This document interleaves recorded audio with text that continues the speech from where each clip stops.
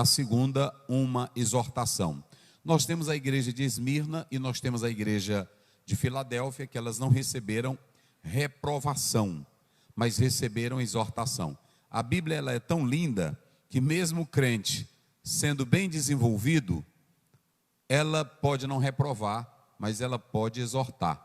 Porque o fato de eu estar bem não me dá a garantia de que eu vou ficar bem o tempo todo. Daí a importância de sempre ter uma admoestar, e esse é o problema nosso.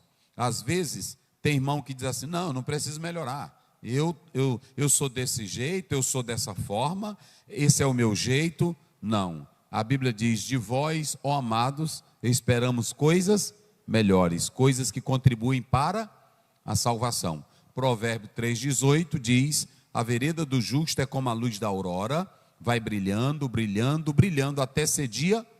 O dia perfeito ali é o meio-dia, mas ali está apontando para uma vida espiritual que chega ao seu ápice.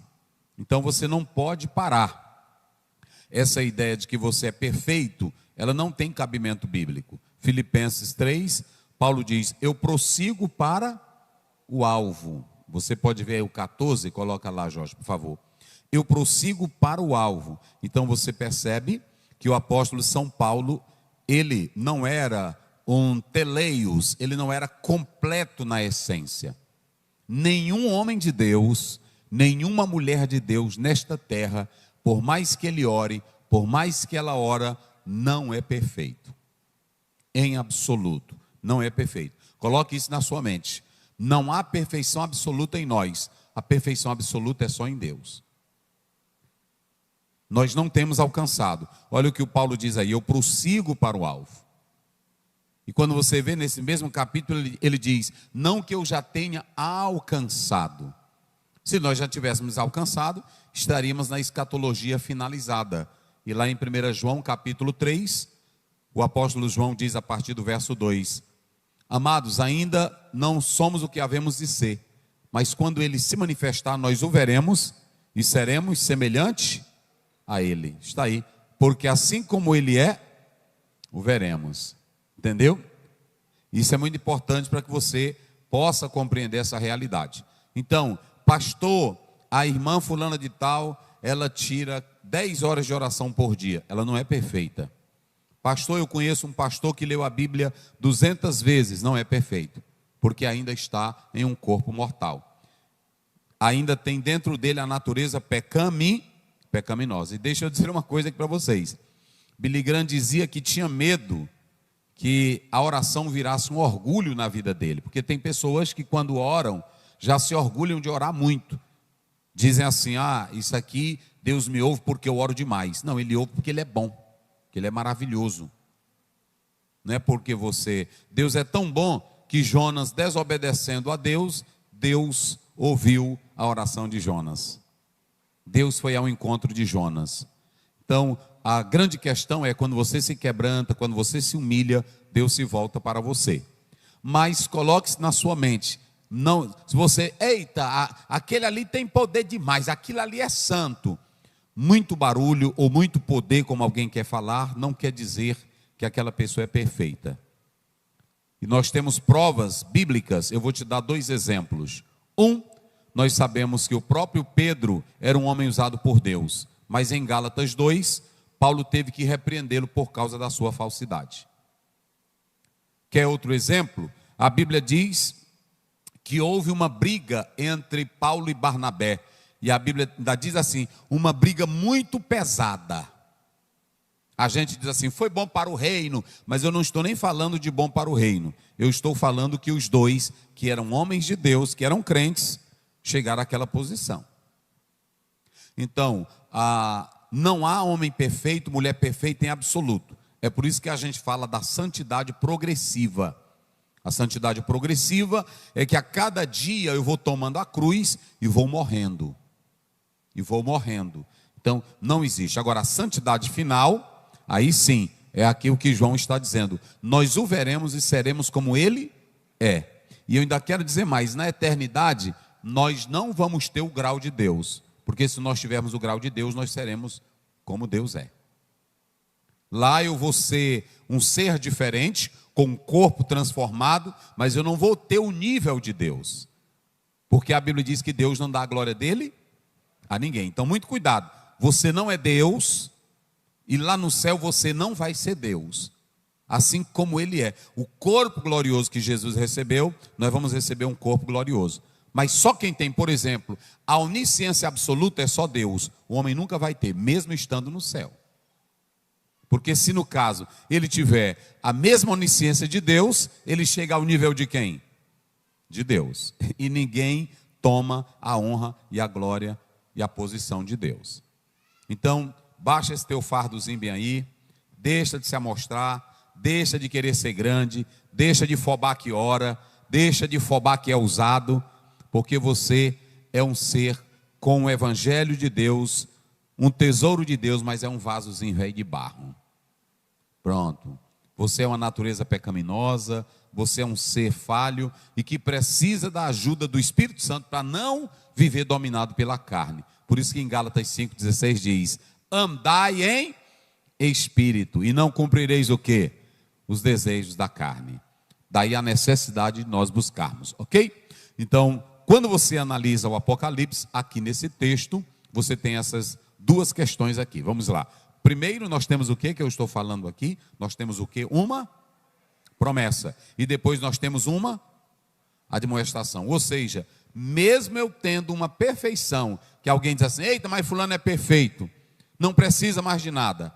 Olha, tinha uma igreja, e eu falei isso aqui agora, tinha uma igreja, terça-feira eu falei isso, a igreja aos Tessalonicenses, Paulo diz: eu não preciso falar do amor para vocês, porque vocês amam.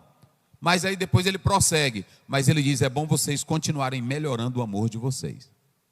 Ou seja, o fato de eu estar bem no amor não me dá o direito de descansar. Eu tenho que continuar progredindo cada vez mais. E esse é o nosso problema. Às vezes a gente pensa que aquele momento de oração, aquele momento de leitura já é o definitivo. Não. Se eu acho que eu fiz, eu tenho que progredir ainda mais e mais.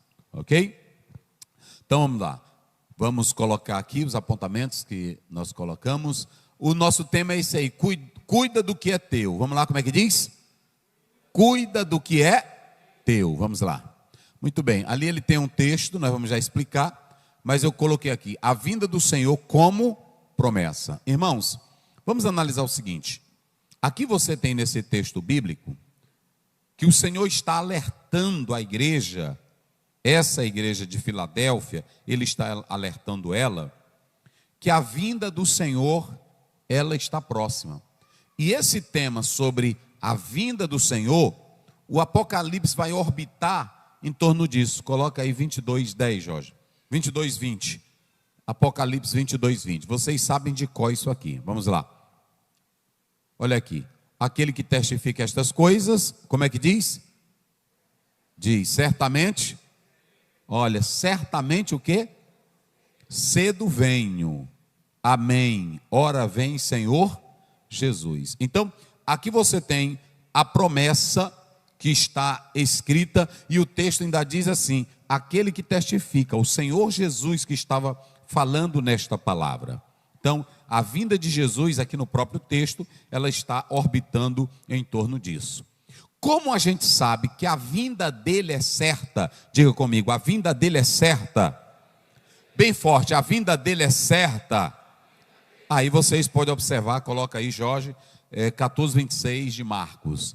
Como eu sei que a vinda dele é certa, olha aí, o que eu devo fazer constantemente? Vamos lá. Leia aí, como é que diz? E tendo cantado o hino, saíram para o Monte das Oliveiras. Mateus, isso, vai lá. E disse-lhe Jesus: todos vós estão... Agora coloca Mateus 26:41. Também, vamos lá. Vigiai e orai, isso, para que não entreis em tentação. Sim. Na verdade, o espírito está pronto, mas a carne é fraca. Então, nós não sabemos, tem Mateus também, me parece que é 25:5, se não me foge a memória. O que acontece? A vinda dele é certa. E como eu sei que a vinda dele é certa, pode passar aí, deixa eu ver se é o 6. como eu sei que a vinda dele é certa, e eu não sei quando ele virá, a Bíblia diz, nesse próprio texto aí, vigiai e orai. Então, a Bíblia, ela me alerta para eu orar e vigiar, porque eu não sei o dia que ele virá. Eu já preguei aqui para os irmãos que nós temos 6 correntes que tentam interpretar a volta de Jesus. Digam comigo, são 6, e você não pode esquecer elas. Digam comigo, pré-milenismo, não, mas só quem tem boca, pré-milenismo, pré-tribulacionismo, amilenismo, pós-tribulacionismo, mesotribulacionismo. Faltou uma aí. Faltou uma. Depois eu me lembro aqui. Então vocês têm essas correntes que elas falam da volta de Jesus. Cada uma tentando interpretar. Tem uns que são pós-tribulacionista. O que eles... o pós-milenismo. É isso. A outra corrente é o pós-milenismo. Então, não esqueça mais. Se anotar aí, Jorge, pode anotar para eles não esquecerem. Nós, pentecostais, somos pré-tribulacionista e também o quê? Pré-milenista. Ou seja, o pré-milenismo acredita que o milênio será literal. Porque todo judeu, nenhum judeu, lá no texto bíblico do Velho Testamento, acreditava que o milênio seria simbólico. Porque Santo Agostinho, ele dizia que aquele 1000 era simbólico. Ele inventou essa história. Lamentavelmente, ele criou isso. A Igreja Católica seguiu e até muitos pastores seguiram. Então ele é defensor do amilenismo. Nós não somos defensores do amilenismo. Está aí, é o 25:13. Vigiai, pois, porque não sabeis o dia e nem a hora. O certo é que ele vem. Ele disse que vem, então viva em vigilância e em oração, aguardando a vinda dele, porque a qualquer momento ele vem. Ele vem. Então, nós temos essas correntes. Qual foi a primeira que eu disse? Vamos lá, pré-milenismo, pré-tribulacionismo, pós-tribulacionista, amilenista, pós-milenista e mesotribulacion. Pronto. O meso, o que é o meso, pastor? Tribulacionismo. Eles dizem que Jesus vai vir no meio da grande tribulação. O que é o pós-milenismo? O pós-milenismo prega dizendo que esse milênio que vai vir é pela ação da igreja, a igreja trabalhando, a igreja fazendo bem, levando o evangelho. E o pós-tribulacionismo diz claramente que o Senhor Jesus, ele há de vir buscar a igreja depois da grande tribulação. Então, são essas correntes. Mas deixa eu dizer uma coisa, na igreja primitiva não tinha essas correntes. Na igreja primitiva só tinha uma, era o pré-milenismo. Quando você vem para o pós, já aí do século 16, 17, mais ou menos, se não me foge a memória. Então, o que nós queremos dizer é que para nós podemos dizer que tem essas correntes. Agora, o que a Bíblia nos alerta é que Jesus vai voltar. Quando você abre a Bíblia, ela não está mostrando, olha quem é pós, olha quem é pré, olha quem é meso, olha quem é milenista. Ela só está dizendo, vigiai e orai, porque tu não sabe o dia e nem a hora. Cada crente deve andar em santidade e em justiça, aguardando a volta de Jesus, porque a qualquer momento ele virá. E a igreja hoje, ela está mais atrelada às coisas materiais, às coisas deste mundo, e não está se voltando para a volta de Jesus Cristo. Irmão, é muito crente que vai ficar, é muito pastor que vai ficar, porque o pensamento é só nesta vida. Tudo está girando em torno desta vida aqui. E a Bíblia diz lá em Colossenses 3, primeiro, vocês que já ressuscitaram com Cristo, pensem nas coisas que são de cima. Eu vou fazer uma pergunta aqui. Qual é o crente aqui que vive 24 horas pensando no céu? 24 horas. É difícil, irmão. Tá tudo doido por dinheiro, doido por mulher, doido por política. E aí não pensa no céu. E por que eu estou falando isso? Porque a nossa natureza, olha para cá, quem é da terra, Jesus disse lá em João 3, quem é da carne ou seja, quem é da carne só pensa na carne. Agora, quem é do céu, pensa nas coisas do céu. Aí talvez você diga, pastor, mas 24 horas? Sim.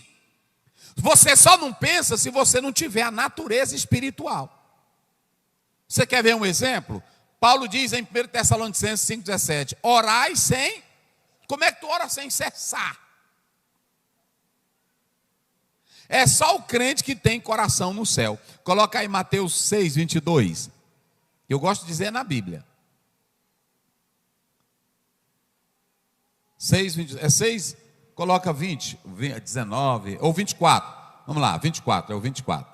Olha aqui. Ninguém pode servir a dois, porque o odiar um e amar o outro. Ou seja, você tem que se dedicar a Deus. Então, quem aguarda o céu, olha, irmão, isso aqui só acontece para quem tem nova natureza, quem é implantado.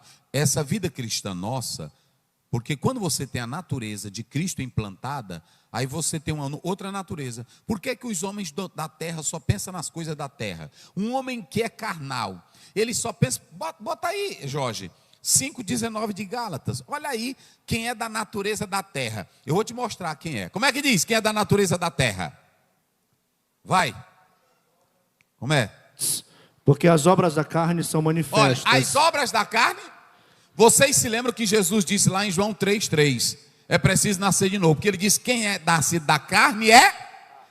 Olha um homem 24 horas na carne, ele pensa no quê? As quais são adultério, fornicação, impureza, lascívia,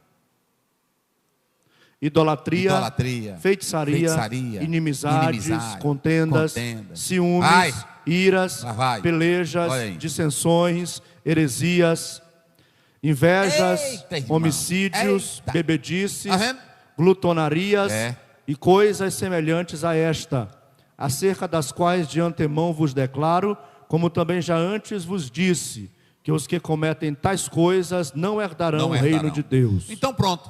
Agora, o Senhor Jesus, ele está dizendo, eis que eu venho sem demora. E se ele vem sem demora, 24 horas você tem que estar atenado. Vigiai e orai, porque não sabeis o dia e nem a hora. Quem aqui está aguardando a Jesus? Quem está aguardando ele voltar hoje, agora, nesse momento? Por que Jesus precisa vir, pastor Aziel? Para completar o trabalho da redenção que ele já realizou e, em segundo lugar, para implantar o seu reino. Jesus não implantou o reino dele ainda. Ele reina no meu coração, ele reina no teu coração, mas ainda nem todos sabem que ele é o rei. E no milênio ele vai assentar-se no trono como rei, ok? Aí ele diz, sem demora, diga comigo, sem demora. Irmãos, isso aqui é importante porque, veja bem, quando Jesus diz sem demora,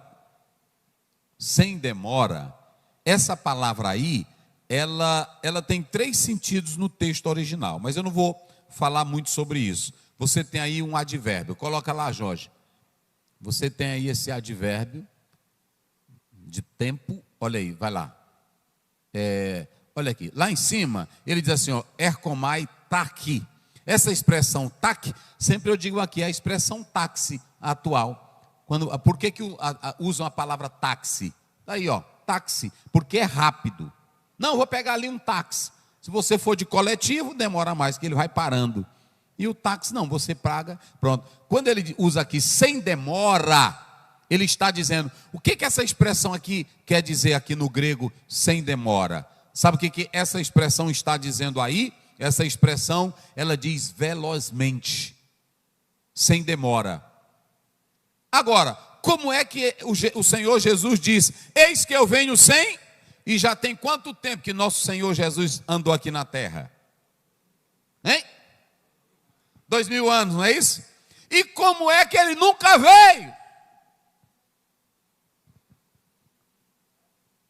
Se ele está dizendo, eis que venho, olha lá, não tem o eis, eu estou colocando aqui por causa da tradução. Olha lá, ó, ercomai, é o que vem. Ele vem sem demora, mas já está com mais de 2000 e ele nunca veio. E aí, pastor Zé, como é que nós resolvemos esse problema, pastor Zé?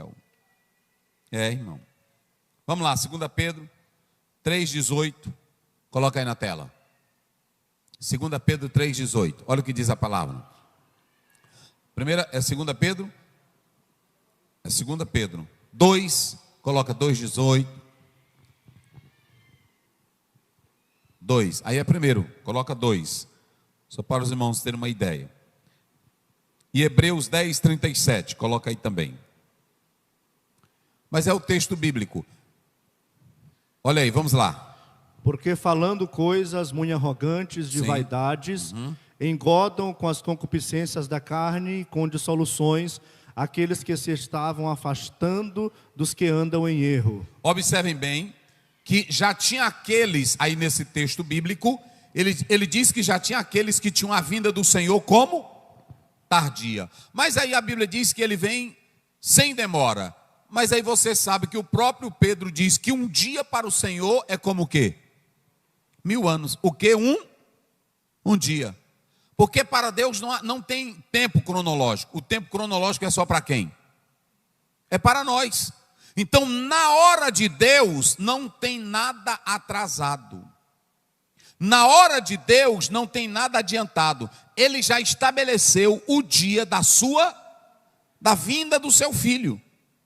Então, quando ele estabelece, é 2, acho que é 2, é 3, 8, 9, coloca lá, 3, 8, 9, do mesmo texto, olha aí. Mas, amados, não ignoreis uma coisa, que um dia para o Senhor é como 1000 anos, isso, e 1000 anos como um dia. Pronto, então você pode perceber aqui, lê o outro. O Senhor não retarda a sua promessa, sim, ainda que alguns a tenham por tardia, mas é longânimo para conosco, não querendo que alguns se percam, senão que todos venham a arrepender-se. Então a pessoa lá fora, e por que é importante você compreender isso aqui? Porque qualquer incrédulo vai dizer, essa besteira de vocês falarem que Jesus volta, já tem mais de 2000 anos e ele nunca voltou. Só que você responde o seguinte, responde com a própria Bíblia. Meu querido, você tem que entender que o seu tempo e o meu tempo não é o tempo de Deus. E dentro da visão de Deus não há tempo, porque Ele é o Senhor do tempo. Tempo é para o homem, Deus não tem tempo, Ele é eterno. Ele é eterno. E o próprio Pedro vai dizer aí que isso ainda é para o bem do homem, é para a salvação. Então não existe demora. Nunca diga, irmão, Jesus está demorando. Também nunca ore dizendo, Senhor, vem logo. A oração é Maranata, ora vem. Mas não diga vem logo que tu não manda nele. Ele vem na hora que ele quiser. O tempo é dele, a autoridade é dele, o momento é dele. Ele não pede para tu ficar fazendo cálculo. Ele não pede para tu ficar assustando ninguém. É por isso que tem irmão que acha ruim, porque eu sou o seguinte, irmão, eu leio minha Bíblia, aí pronto, aí, não, vocês vão ver daqui a um mês. A minha Bíblia não manda eu ver nada, a minha Bíblia manda eu me preparar. Olha, se tiver terremoto, maremoto, se cair prédio, se tiver terremoto, se tiver briga, epidemia, se o pau quebrar, a minha Bíblia só diz assim, vigiai, porque eu estou aguardando ele. Eu não estou aguardando quando uma pessoa surge na internet. Deus está me mostrando que vai vir aí uma grande maré. Eu nem me importo. É porque a minha Bíblia diz assim, olha, vigiai, porque não sabeis o dia e nem... E outra coisa, irmão, se eu estou em Deus, eu vou me preocupar. Por quê? Se a própria Bíblia diz, não andeis ansiosos por coisa... E aí por que tu anda ansioso? Tem irmão, tem crente aí, irmão, que está doente. Tem uma irmã que chega lá em casa, aí ela assiste o jornal, aí ela chega, pastor, é hoje que o homem vem? Ele diz, que homem, irmã? Senhor, porque o negócio o senhor está vendo aí. Você viu a enchente? Eu disse, vi. E aí? Eu disse, vai ser crente que é melhor para tu. Toda hora, na hora que tem uma assombraçãozinha, nunca mais ela foi lá em casa. Mas na hora que ela vai, ela chega lá com isso. Pronto. Irmãos, tem muita gente. Eu vi crente pegar texto do profeta Isaías, que é um versículo isolado para um outro contexto, e aí dizer, a Bíblia já falava do Covid. Fique em casa. Meus irmãos, tem tanto versículo que fica em casa. Não é assim? São pessoas que tiram versículos isolados, meus irmãos. Thomas Ice diz que o pior erro de um escatólogo é ficar pegando eventos do dia a dia e tentar ajustar com a Bíblia. Nós temos que viver o que a Bíblia profetiza. Agora, eu não tenho que andar atrás disso. Eita, pastor, e agora? Meu Deus, não. Há 100 anos atrás teve aquela que matou muita gente, que foi a gripe espanhola. E será se lá já não tinha crente? Não tinha pastor naquele tempo? E morrer foi muito. E a igreja segue o caminho dela. Porque a morte não nos separa. Quem morre no Senhor já tem um lugarzinho garantido lá nas mansões celestiais. Então, ele não demora. Diga comigo, Jesus não está demorando. Diga, Jesus não está demorando. Agora vira aí para o teu irmão. Tu é que tem que ter cuidado. Verdade. Tu é que tem que ter o quê?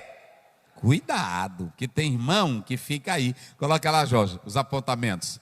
Só corrigindo aí as referências que nós colocamos. Vamos lá, depois eu volto aqui para esse texto. Então a vinda do Senhor como promessa, ele vem sem Por que ele vem sem demora? Porque ele sabe a hora dele, ele já estabeleceu o dia. Como ele já estabeleceu o dia, não há demora, porque 1000 anos para o Senhor é como um dia. E ele sabe o tempo certo. Quem tem tempo é o homem. Deus não tem relógio, Deus não tem cronologia, ele é eterno. Salmo 90, verso 2. De eternidade a eternidade tu és Deus. Pronto. Olha aí, antes que os montes nascesse, antes que formasse a terra, antes que existisse qualquer coisa, ele já era Deus. Então pronto, irmão. Vamos lá. Para os que são fiéis, observem bem que o Senhor não tem repreensão para esta igreja, como eu falei, mas ele tem exortação. Coloca lá o texto, Jorge. Quando o Senhor Jesus fala para essa igreja, volta o 10 aí. Quando ele fala nesse texto, ele diz assim: como guardaste a palavra da minha paciência, também eu te guardarei do quê? Da hora. Eu passei aqui umas 3 quinta-feiras falando dessa preposição. Não é guardar na tribulação, é guardar Ele vai tirar a igreja antes da grande tribulação. Ou seja, a igreja, ela vai ser preservada, ela vai ser tirada. Aí vamos lá para o 11. Como ela vai ser tirada, o 11 está completando isso aqui. Olha, eis que eu venho sem demora, mas ele está dizendo, e o que eu tenho, aquele que é fiel, aquele que obedece a minha palavra, aquele que guarda os meus mandamentos, aquele que se santifica, eu vou trazer a libertação antes de vir a grande tribulação. Só quem está fielzinho aí a Deus. Então tu teme por quê? Quem está fiel pode ter certeza que o Senhor é quem te guarda, meu irmão. O Senhor é quem te protege. Aí ele vai trazer isso. Nós vamos sair antes disso aqui. Tem alguns pregadores que... Coloca aí, Jorge. Me parece que é Êxodo 8, 22. Dizem que nós vamos enfrentar a grande tribulação. Por que eles dizem que nós vamos enfrentar? Lê aí. E naquele dia eu separarei a terra de Gósen, em que o meu povo habita, que nela não haja enxames de moscas, para que saibas que eu sou o Senhor no meio desta terra. Eles dizem que na 3 pragas, se vocês analisarem, a de piolho, a de sapo e também a do sangue, o povo de Deus passou nas primeiras pragas. Então eles pegam isso para dizer que a igreja vai passar pela grande tribulação. Mas lembre que lá está dentro de um contexto, não tem ainda nada a ver com a igreja, porque não tinha igreja naquela época. Eles pegam um texto e aí forçam o significado a dizer isso ali, mas não tem. Agora vamos lá.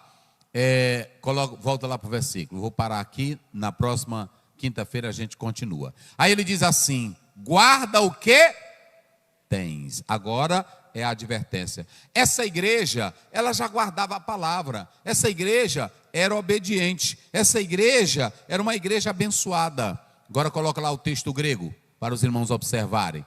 Olha essa palavrinha lá, ó. Olha aqui, ó, vai lá. Aí você tem, depois do amarelinho ali, você tem kratei. Essa palavra aí, kratei, ela tem 3 sentidos no texto original. Em primeiro lugar, é ser poderoso, é ser um chefe, é ser um mestre. Em segundo lugar, é ter a posse de, é agarrar com a mão, é segurar e não soltar. suportar. Em terceiro lugar, é não abrir mão, é segurar com a mão. Isso aqui é lindo, gente. Por quê? Por que isso aqui é importante, pastor Oziel? Porque o Senhor estava dizendo: vocês vão ter tribulação e angústia, mas vocês já têm a fé e a palavra no coração.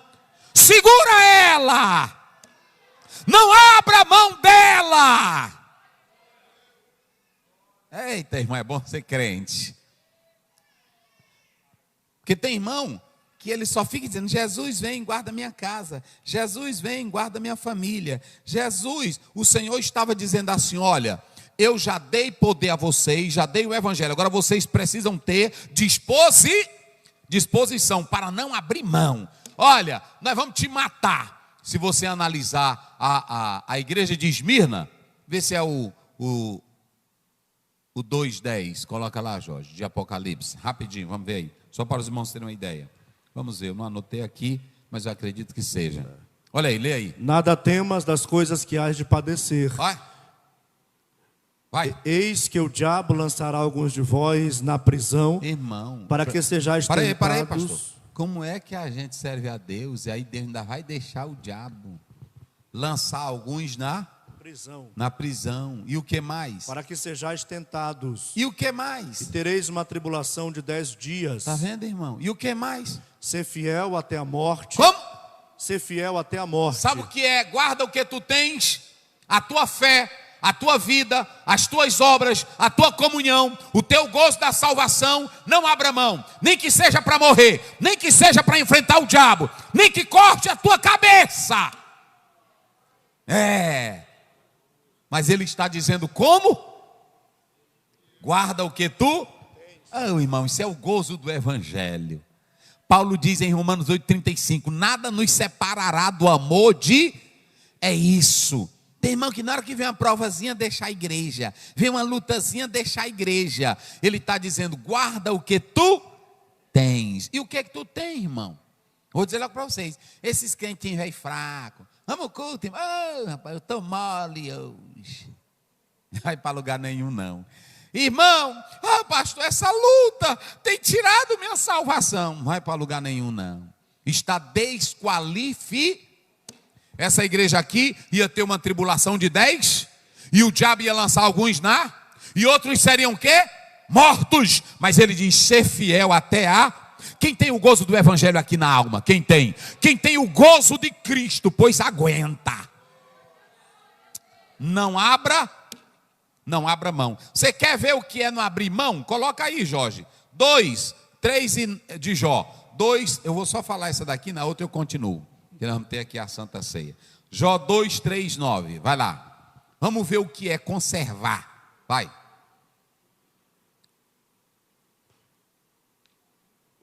Pode? E disse o Senhor a Satanás, observaste o meu servo Jó? Tu está vendo o meu servo Jó, diabo? Tu vê como é ele? Vai. Porque ninguém há na terra semelhante a ele. Não tem ninguém semelhante a ele. Vai. Homem íntegro e reto. Isso. Temente a Deus. Sim. Que se desvia do mal. Vai. E que ainda retém a sua sinceridade. Havendo-me incitado contra ele para o consumir sem causa. Está vendo? Porque o diabo disse, ele só te serve porque tu tem dado, cercado ele de tudo que é bem. Os meninos tudo bonito, irmão, porque tem coisa que é assim mesmo. Tem uns irmãos que servem a Deus, é só luta, é prova. Os meninos só vivem doentes, bucho grande. Aí toda hora está no hospital. Tem irmã que eu chego e está com uns 4 meninos, tudo no hospital. Pastor, eu já falei com o prefeito, mas não dá certo. Pastor, e aí pronto, pastor, lá em casa não tem nada para esses meninos comer. É a luta. E o Jó já era diferente. As meninas tudo bonita. Tem o nome dela lá, vocês podem ver lá. Mas era tudo bonita, as meninas. A casa, os meninos faziam banquete, banquete. Vem comer aqui em casa, vem aqui. Era só coisa bonita, irmão. Aí pronto. Morreram tudinho. Os meninos bonitos morreram. Aí comeram tudo de Jó. Aí o diabo olhou para ele, Deus olhou e disse: tu viu? Ele ainda mantém a integridade. Ele estava com sé. A crença dele não estava em bem, meus irmãos. A crença dele não estava só na família. Tem irmão que se hoje perder uma coisinha, cadê Deus? Deus está lá no lugar dele. Agora não te aquieta não. Irmão, por que tu não vai ser crente? Eu não vou ser crente porque Jesus não curou o papai. Aí teu pai é melhor do que Abraão, que morreu. Hein? Um dia o pai disse para mim: rapaz, é tanta luta que eu passo, eu oro tanto. Eu disse: então o senhor quer ser melhor do que Jesus, né? Que ele orava e era tanta luta, ainda mataram ele. E o senhor ainda está vivo. O escritor lá em Hebreus, ele diz assim: vocês não chegaram nem ainda a derramar sangue. Aí pronto, tem irmão aí que é uma coisinha, só porque ficou desempregado. Aí critica a Bíblia: cadê meus dízimos? Tu não dá dízimo, não é para ter emprego não. Tu não dá oferta, não é para ter emprego, é por gratidão a Deus. Temos que aprender a ser crente, meus irmãos. Aí o Jó perdeu tudo, deixou só a mulher. E eu li agora um autor, irmão, tem uns autores que são assim meio doido. Ele diz que tinha 2 mulheres na Bíblia que ele não ia falar delas não. Uma era a mulher do Ló e a outra era a mulher de Jó. Eita, bichinha sofrida. A cidade que ela mais amava, a mulher do Ló, era qual? Sodoma. Era o lugarzinho que ela estava dando certo, porque só via andando com Abraão para cima e para baixo. Aí se estabeleceu, o menino já ia casar. Aí quando o marido está em casa, aí os anjos chegam: cai fora. E aí ela ainda obedeceu. A bichinha velha ainda... Oh, não foi? Mas eu queria tanto, era o shopping de Sodoma, mas Gomorra. Eu queria era o shopping, né? Aí pronto, e no meio do caminho ela lembrou: eita, minha Azaleia. Eita, minha Carmen Stefana. Eu não aguento. Não, sem Sodoma não, sem Gomorra não. Aí ela fez o quê? Irmão, eu vou te dar um conselho, irmã: seja crente, porque Deus só quer quem tem comprou. Ela olhou, aí pronto, apaixonada. Tem irmã que não vem na igreja nem um dia, agora não perde um shopping. Não é pecado tu ir no shopping não. Tu pode ir no shopping, agora a tua prioridade é o reino de Deus. Está lá no shopping também, pode glorificar a Deus, mas não fique só nessas coisas não. A outra é a daqui do capítulo. Olha, essa daqui também, irmão. Observem bem. Todos os meninos dela fizeram o quê? Morreram. O marido com a boca podre. Não sou eu não, está na Bíblia, depois você pode ler lá. Ele diz assim: o meu hálito, ele diz assim, o meu bafo é insuportável.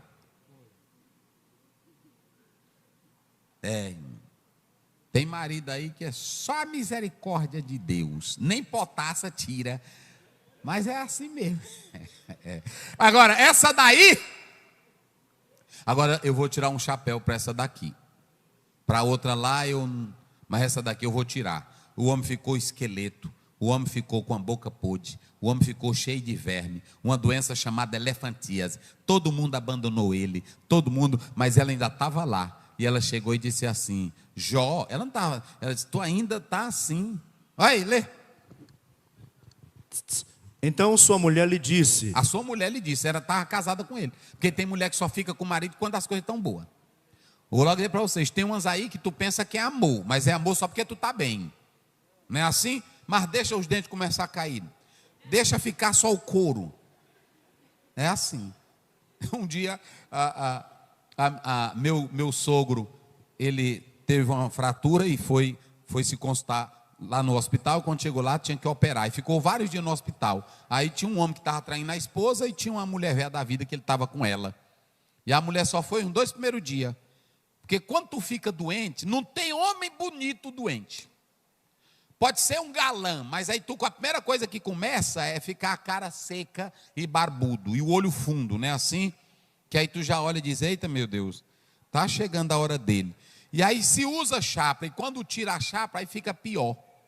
Não é assim? Aí fica uma boca murcha, aí você olha: meu Jesus, é o meu marido mesmo isso aqui.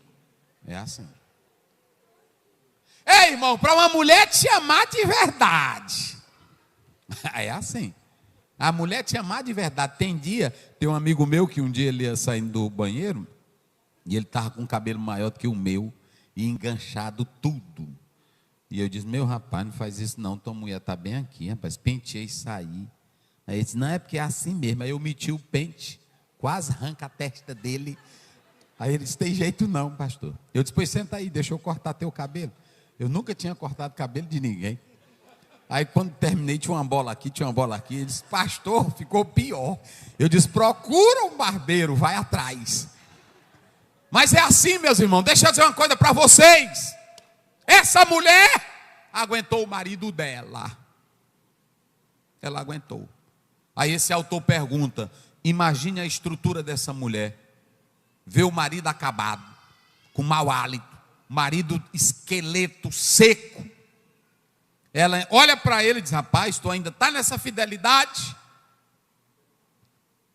Mas tinha razão dela gostar desse homem, porque esse cabra aí não era sem vergonha não. Vê aí, Jorge, se é o 31, olha porque que ela gostava dele. Vê se é o 31, se não me foge a memória. Coloca aí rapidinho, o bicho aí está lendo. Olha aí, vai. Fiz aliança com os meus olhos, como pois os fixaria numa virgem. Ela gostava dele, deixa eu ficar com esse homem, porque esse bicho aqui nunca olhou para a mulher com sem vergonhice. É por isso que eu vou ficar contigo, Jó. Aí, rapaz. Nunca ficou olhando para uma virgenzinha. Porque tem uns aí que é casado, aí fica... mas tem as fraquezas, pastor. Fraqueza não, sem vergonhice. Vai. Passa. Olha aí. Que porção teria eu do Deus lá de cima? Olha aí, o que é que eu vou ter do Deus lá de cima? Ou que herança do Todo-Poderoso desde as alturas? Vai! Eita, rapaz! Porventura não é a perdição para o perverso, o desastre para os que praticam iniquidade? Vai! Ou não vê ele os meus caminhos e não conta todos os meus passos? Tanto que tu faz, se tu está escondido no motel, trocando de mulher, ele está vendo. Tudo direitinho. Vai! Se andei com falsidade, se o meu pé se apressou para o engano, pese-me em balanças fiéis. Me bota na balança, Deus. E saberá Deus da minha sinceridade. Porque tu sabe que eu sou sincero, vai. Se os meus passos se desviaram do caminho, e se o meu coração segue os meus olhos, e se as minhas mãos se apegou a qualquer coisa, roubando, então semei eu e outro coma, pronto. E seja a minha descendência arrancada até a raiz. Eita. Se o meu coração se deixou seduzir por uma mulher, ou se eu armei traições à porta do meu próximo, vai. Então moa a minha mulher para outro, e outros se encurvem sobre ela. Eu duvido se o irmão tem aqui coragem de dizer, Senhor, eu estou bem aqui sentadinho no banco, mas se eu olhei para uma irmã aqui na igreja, com desejo nela, quando eu chegar lá em casa, depois do culto, eu quero que outro homem esteja deitado com ela. O irmão Zé achou bom. Mas é isso que ele está dizendo ou não é? É isso ou não é? Conserva o que tu aguenta. Porque Deus não tem vitória para quem não é qualificado. Ele só tem vitória para quem aguenta. Coloca aí, Jorge, 9:27 de 1 Coríntios. Eita, irmão. Eu vou parar por aqui, depois eu continuo. Que aqui tem coisa. Antes... subjugo o meu corpo. Olha, eu subjugo, olha o que é conservar. Eu subjugo o meu corpo, bato nele. Vai. E o reduzo à servidão. Sim. Para que pregando aos outros, eu mesmo não venha de qualquer maneira ficar reprovado. Para que eu pregando aos outros, eu nunca venha ficar o quê? Reprovado. Bota o 24. O 24, aí. Deixa eu ver, se não me foge a memória, acho que é isso aí. O bicho aí está lerdo. Olha, vai. Não sabeis vós que os que correm no estádio, todos, na verdade, correm, mas só um leva o prêmio? Olha como é que tu deve correr. Correi de tal maneira que o alcanceis. Pronto, então corra de uma maneira que você vai ganhar a coroa da vida. Não adianta correr de qualquer jeito. Tem irmão que, olha para mim aqui, irmão. Tem irmão que vem aqui para a igreja. Tem irmão que carrega a Bíblia. Tem irmão que fica aqui. Só que essa tua corrida... às vezes não é a corrida que Deus quer, porque ela não tem sinceridade, ela não tem empenho. Tem irmão que chega no culto aqui, ele senta, ele não dá um glória a Deus, ele não abre a Bíblia, ele não ora, ele não tem prazer. É uma carreira em vão, meu irmão. É uma carreira em vão. Só presta a ser crente de coração. É claro que às vezes tem irmão que está dormindo porque trabalhou muito. Eu não sou doido não, irmão. Às vezes tu trabalhou muito e aí dormiu. Mas tem irmão que é porque gosta de dormir também. É assim, né? E a minha sogra já ela tem esse problema. Ela dorme porque ela tem uma doençazinha lá, me esqueci o nome dela. E aí um dia desse tinha um pastor explicando isso num vídeo. Até mandei para ela. Ele disse que é um demônio que senta na cabeça da irmã. Rapaz, mas tem pastor. E puxa, isso aqui, puxa. Aí a irmã, glória a Deus. Cada glória a Deus que ela dava, ela abria os olhos. Mas se não der glória a Deus, o demônio. Não, essa é uma doença, irmão. É um tratamento.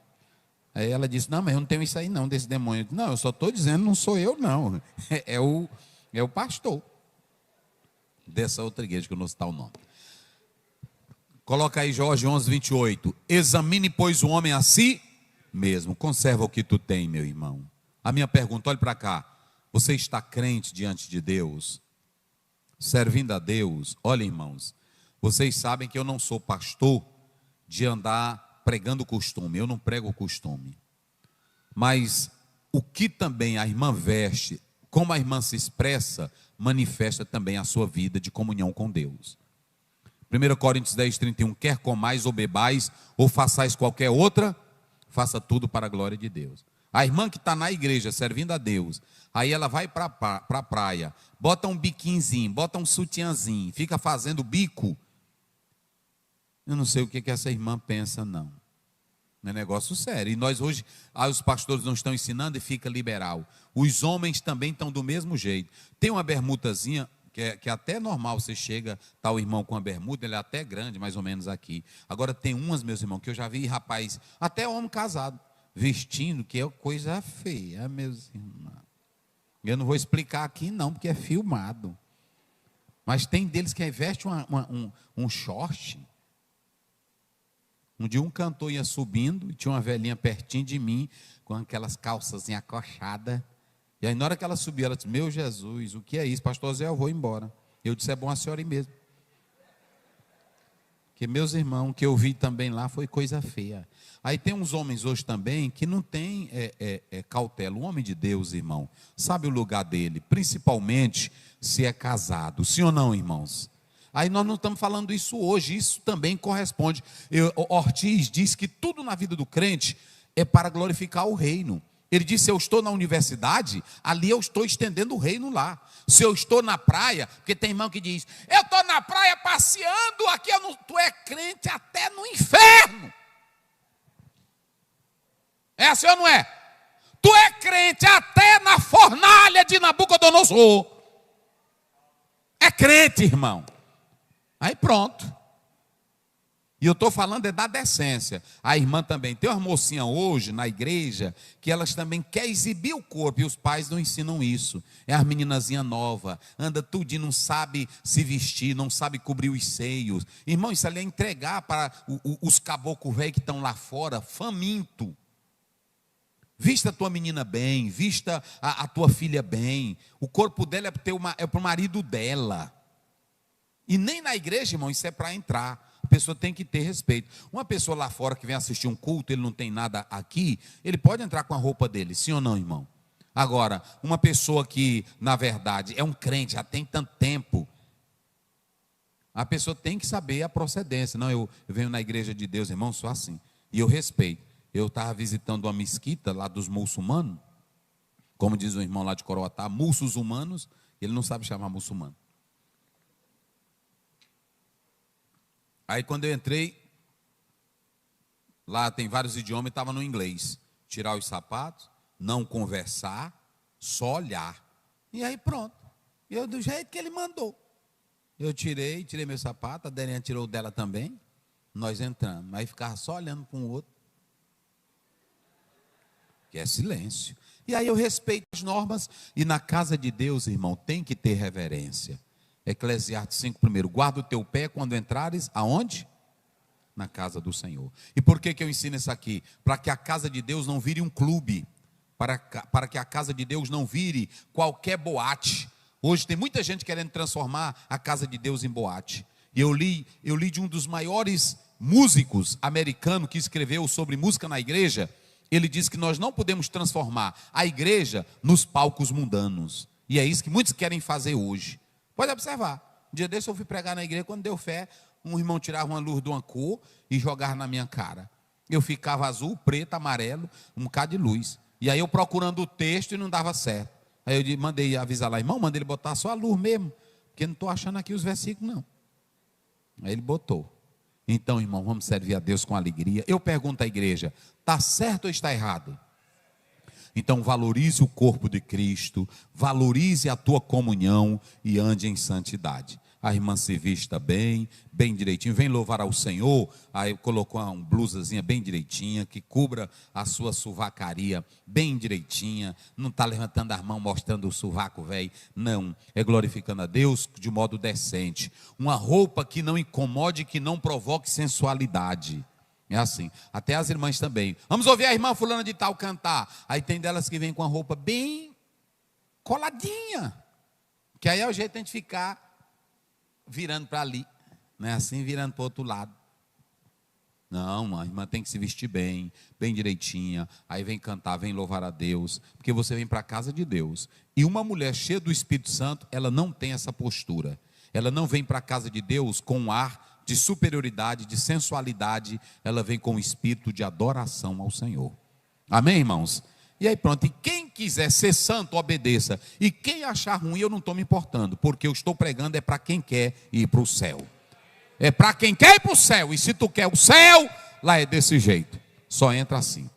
Aí Paulo diz, examine pois o homem a si, coma desse pão e beba deste cálice. Vamos, pegue aqui o pão para a gente orar. Se alguém deseja uma reconciliação, se alguém deseja uma nova vida, vem aqui à frente.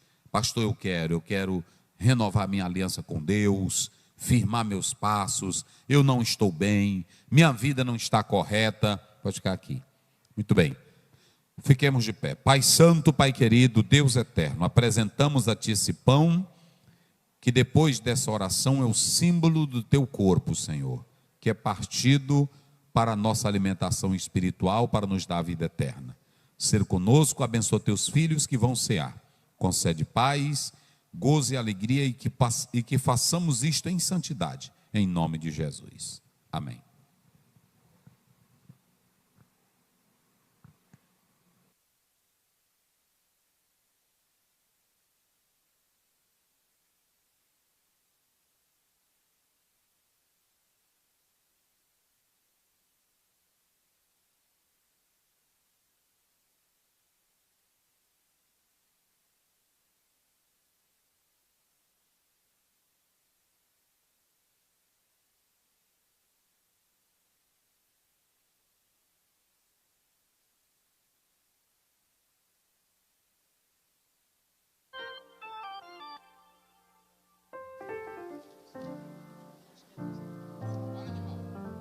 Glória a Deus.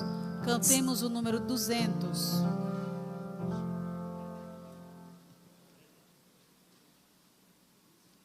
Número 526.